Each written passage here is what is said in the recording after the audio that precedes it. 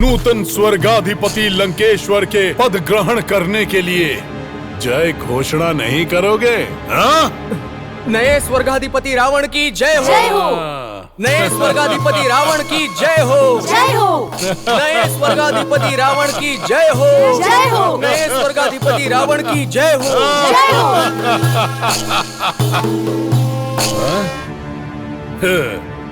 देवेंद्र, तुम्हारे समक्ष मैं तुम्हारे सिंहासन पर बैठा हूँ और मेरे सामने निसहाय की तरह खड़े हो तुम। तुम्हें ब्रह्मास्त्र की क्या आवश्यकता है? उसे बालकों को खेलने के लिए दे दो।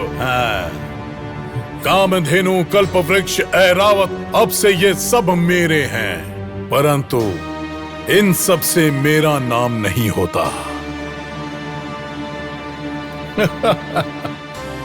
स्वर्ग लोक की ये अप्सराएं अप्रतिम सुंदर हैं। इनसे कहो मेरे पुष्पक विमान में जाकर बैठें।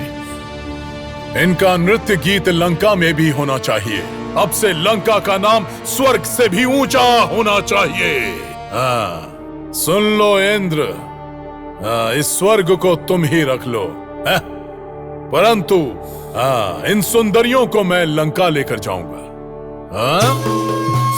नए स्वर्गाधीश लंकापति की जय हो। स्वर्गाधीश लंकेश्वर रावण की।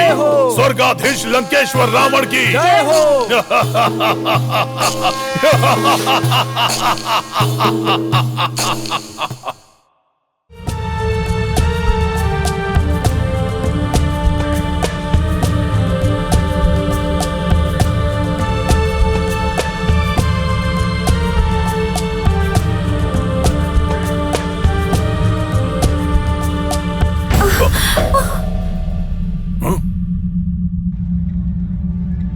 मंत्री, ये पुष्पक विमान रुक क्यों गया?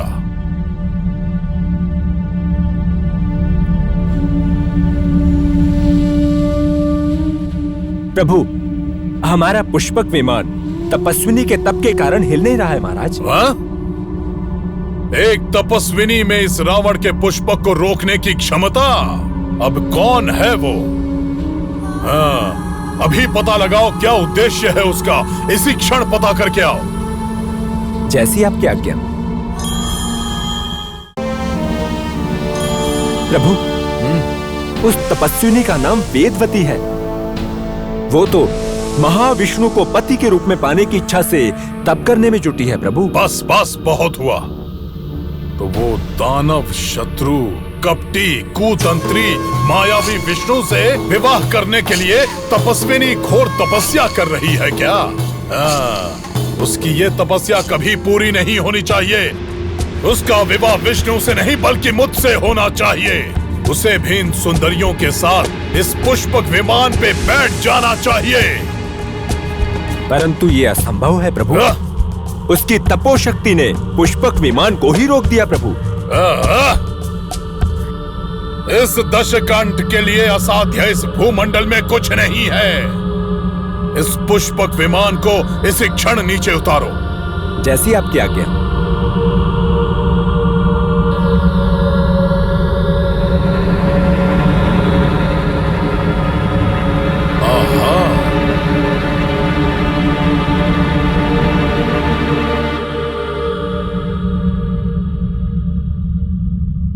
बहुत आकर्षणीय सौंदर्य है। जो रूप इन स्वर्ग सुंदरियों में मुझे नहीं दिखा, वो इसमें दिखाई दे रहा है। देखो इस अनुपम सुंदरी को, जो मेरे शत्रु विष्णु को प्रसन्न करने चली है। पर मेरे जैसा पुरुष पूरे त्रिलोक में कहीं नहीं मिलेगा। सुनो अप्सराओं, उसके आगे तुम्हारा सौंदर्य पूर्ण चंद्र के आगे कीड़े की तरह मंडराता लग रहा है। उसे देखने के बाद मेरे ये नयन तुम्हें देखना नहीं चाहते हैं। तुम लोग जाओ, जाओ।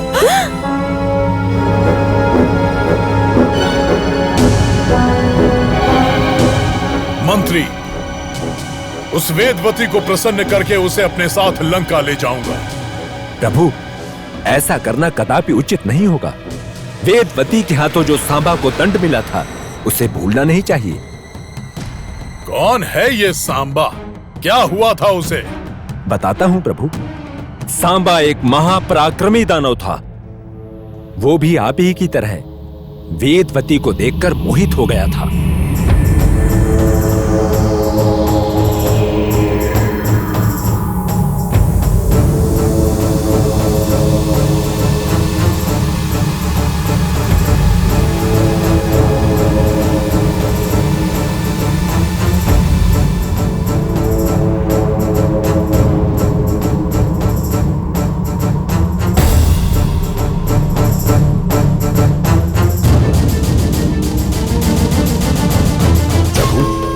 उसके उपरांत उस मोहग्रस्त सांबा को नेत्रों की ज्वाला से जलाकर भस्म कर दिया। मंत्री, तुम्हारी इस कहानी को सुन के तो मेरे मन में उसे पाने की इच्छा और प्रबल हो गई है। प्रभु, महापराक्रमी सांबा इसकी क्रोध की अग्नि में जलकर भस्म हो गया, ये जानकर भी आप इससे उलझना चाहेंगे प्रभु? ये उचित नहीं होगा। मूर्ख हो तुम। होगा वो कोई सांबा, परंतु मैं रावण हूँ, कोई सामान्य सांबा नहीं।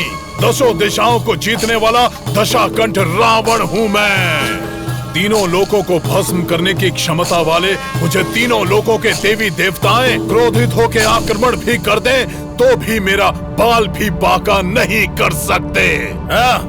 और फिर तो ये सुंदर कन्या है, ये मेरा क्या कर सकती है? मेरे पराक्रम के बारे में सुनते ही भयभीत होके या भक्ति भाव से या फिर प्रेम से मुझ पर मोहित हो जाएगी। और यही होना चाहिए। तुम यहीं प्रतीक्षा करो, मैं जाके उसे प्रसन्न करके ले आऊंगा। पकड़ो।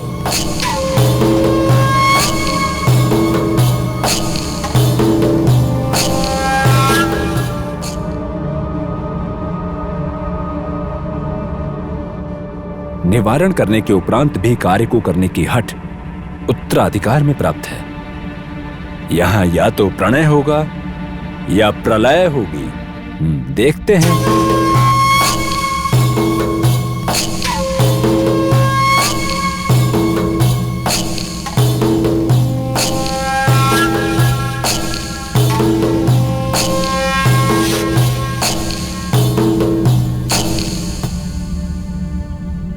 अत्यंत अपूर्व रूप राशि है।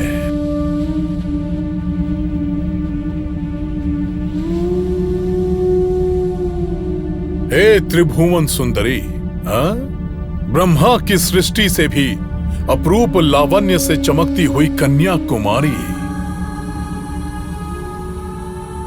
तपस्विनी के वेश में भी अपनी अद्भुत रूप लावण्य से आकर्षित करने वाली ललना, भूमि पर बैठकर भी अपने तेज से आकाश मार्ग में गमन रथ मुझको सुई की तरह खींच कर ले आई हो।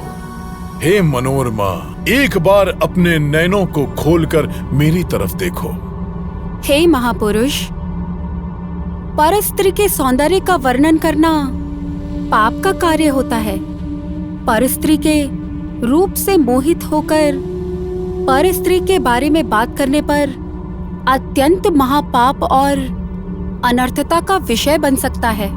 इसलिए अपनी और बातों को ना बढ़ाते हुए आपका यहाँ से प्रस्थान करना ही उचित होगा। सुंदरी, तुम एक कुमारी हो। एक पुरुष का एक कन्या को पसंद करना कोई पाप कार्य नहीं है, प्रकृति का नियम है ये। निसंदेह मैं कुमारी हो सकती हूँ, परंतु अपने आराध्य को अपने पति के रूप में पाने का संकल्प करके उन्हें प्रसन्न करने के लिए तप करने वाली मैं तुम्हारे लिए एक पराई स्त्री ही हूँ। जो बातें तुम मुझसे कर रहे हो, मुझे मोह और वासना से देखना, मुझसे विवाह के बारे में बातें करना, ये सब दुराचार का विषय ही है। सुंदरी, परम ज्ञानी विश्व बसु का पुत्र, महातपस्वी पौलस्त्य का पोता हूँ मैं। इस रावण को सदाचार और दुराचार का ज्ञान जन्म से ही होता आया है। स्त्री से प्रेम की याचना करने को पता है क्या कहते हैं? पौरुष कहते हैं, और उसी पौरुष पे स्त्री मोहित होती है। उसे दुराचार नहीं कहते, प्रेमाचार होके वो सर्वमान्य हो जाता है। सुनो पुरुष, मैं अपने प्रेम, अपना जीवन, ये सब कुछ अपने पुरुषोत्तम के नाम पर समर्पित कर चुकी हूँ। इसलिए तुम्हारा ये विचार और तुम्हारी ये विनती, चाहे नीति हो या प्रेम हो, सब उसके विरुद्ध जाता है। इसलिए मुझसे प्रेम याचना का प्रयास त्याग करके यहाँ से चले जाना ही तुम्हारे लिए उत्तम और उचित रहेगा। हे सुंदरी, कन्याएं चंचल होती हैं, ये मैं जानता हूँ, और जिस पुरुषोत्तम की पौरुष और लक्षणों से तुम्हें प्रेम है और जिसे पाने की तुम्हारे मन में इच्छा है, उस पुरुषोत्तम से अधिक पराक्रमी, बलशाली और गुणी तो मैं हूँ सुंदरी। और ये जान लेने के पश्चात तुम भी मुझे पसंद करने लगोगी, इसमें कोई संदेह नहीं। सुनो पुरुष, मैंने अपने हृदय से जिस पुरुषोत्तम को चुना है, इस संपूर्ण काल में और ब्रह्मांड में उनके जैसा पराक्रमी और तेजस्वी पुरुष कोई नहीं है। इसीलिए अपने गुणों का वर्णन छोड़कर आपका यहाँ से चले जाना ही पूर्ण रूप से हितकारी होगा और यही उचित भी रहेगा। हे सुंदरी, मैं कौन हूँ और मेरे पराक्रम के बारे में जाने बिना ही मेरा तिरस्कार करना उचित कार्य नहीं है। मुझे किसी का पराक्रम सुनने की कोई आवश्यकता नहीं है। परंतु मैं कहूँगा, बताऊंगा, उसकी आवश्यकता है मुझे। अतः मैंने तुम्हें पसंद किया है, और मैंने जिसे पसंद किया वो मुझे जाने, इसके लिए अपने पराक्रम से तुझे अवगत कराना ही पड़ेगा। तुम्हारा कोई भी पराक्रम मेरे हृदय को नहीं बदल सकता, ये तुम भली भांति जान लो। हाँ, ये सब अपने अहंकार के चलते कह रही हो तुम। मेरे अद्भुत पराक्रम को देखकर मन ही मन मुझसे प्रेम करके, मेरे साथ नाटक करके, मेरे विरह में दब के आखिर में किसी और से विवाह करने वाली बहुत सी स्त्रियों को देखा है मैंने। जिन स्त्रियों को तुमने देखा है, हो सकता है वो वैसी ही हो, परंतु मैं निश्चित रूप से उनकी तरह नहीं हूँ। तुम वैसी हो या नहीं, ये तो मेरे बारे में जानने के बाद ही पता चलेगा तुम्हें। आज मैं तुम्हें बताकर ही रहूंगा। मैं कोई साधारण मनुष्य नहीं हूँ, मेरा व्यक्तित्व असाधारण है। दशाकंठ रावण हूँ मैं। ब्रह्म को अपनी तपस्या से प्रसन्न करके अजय होने का वर प्राप्त किया है मैंने। ऐसा महान हूँ मैं। उस शिव के कैलाश को अपने इन भुजाओं से उठा के उथल पुथल करने वाला महापुरुष हूँ मैं। अतल वितल सुतल तलातल और त्रिलोक में इस रावण से जीतने वाला और कोई नहीं है। स्वर्ग से भी सुंदर लंका नगरी का राजा हूँ मैं। एक क्षण में ही कहीं भी पहुँचने वाला पुष्पक विमान का प्रभु हूँ मैं। कभी भी कोई भी रूप धारण करने की क्षमता रखता हूँ मैं। तुम्हें देख मैं मोहित हो गया हूँ। ये तुम्हारे लिए सौभाग्य की बात है सुंदरी। इसे अपना अहोभाग्य समझो। क्यों ना इस व्यर्थ तपस्या को भंग करके मुझे आलिंगन करके प्रसन्न कर दो। तुम्हारी इस दुष्टता को देखते हुए मुझे तुम्हारे ऊपर अति घृणा आ रही है। स्त्रियां सदैव पुरुष का नाम, काम और वैभव देखकर उन पर मोहित हो जाएंगी, ऐसी ही विचार सरणी है ना तुम्हारी? ऐसा ही आभास होता है मुझे। तुम्हारी ऐसी विचार सरणी का धिक्कार करती हूँ मैं।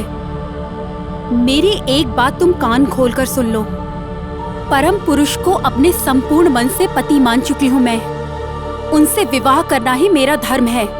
इसके अतिरिक्त कोई इच्छा नहीं है मेरी। पर पुरुष का वैभव और पराक्रम मेरे निकट कूड़े की भांति है। इसीलिए फिर से तुम्हें यहाँ से जाने के लिए कह रही हूँ इसी क्षण में। सुन अहंकारी औरत, परम पुरुष को अपने संपूर्ण मन से पति मान चुकी हूँ मैं। उनसे विवाह करना ही मेरा धर्म है। इसके अतिरिक्त कोई इच्छा नहीं है मेरी। पर पुरुष का वैभव और पराक्रम मेरे निकट कूड़े की भांति है। इसीलिए फिर से तुम्हें यहाँ से जाने के लिए कह रही हूँ इसी क्षण में। सुन अहंकारी औरत, अपने अहंकार विचारधारा से मुझे तू कूड़े की तरह देख रही है। हाँ? अब और तुमसे शालीनता से बात नहीं होगी। बल प्रयोग द्वारा तुम्हें लंका ले जाके तुम्हारी सौंदर्य का आनंद लूंगा। नीच! दूर हट जा। मेरे जैसी शीलवती को तूने स्पर्श किया है, विनाश होगा तेरा। हे! सर्व को नाश करने वाला हूँ मैं। तुम्हारी क्रोधित दृष्टि के आगे जलने वाला सांबा नहीं हूँ मैं। कौन हूँ मैं? रावण हूँ। चल मेरे साथ, चल।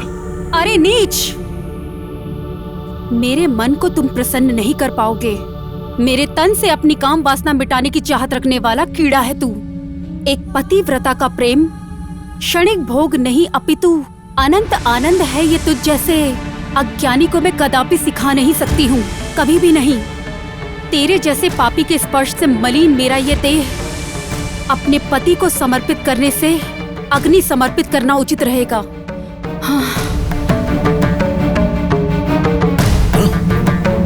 नहीं सुंदरी, तुम्हारी ये दिव्य देह अग्नि को समर्पित करके इसे व्यर्थ मत करो। मैं तुम्हें पाना चाहता हूँ, आओ मेरे पास। तू इस अग्नि के घेरे में आ भी नहीं सकता है। इस देह को जलने से तू रोक भी नहीं सकता है। नहीं सुंदरी नहीं, अपनी इस अति सुंदर देह को मेरे जैसे रसिक के हाथों में अर्पण करने की बजाय अग्नि को अर्पण करके मुझे इस देह को भोग करने के आनंद से वंचित मत करो। छी नीच, ऐसे ना जाने कितने ही देह मैं पा सकती हूँ। इस जन्म में इस देह ने पुरुषोत्तम का जो प्रेम और पद सेवा करने का अवकाश जो इस जन्म में मुझे प्राप्त नहीं हो पाया, अगले जन्म में किसी और देह में उसे जरूर प्राप्त करूंगी। और तब मेरे पति के हाथों ही तेरा संहार होगा। नमो अग्निदेव, मेरे देह की आहुति को स्वीकार कीजिए।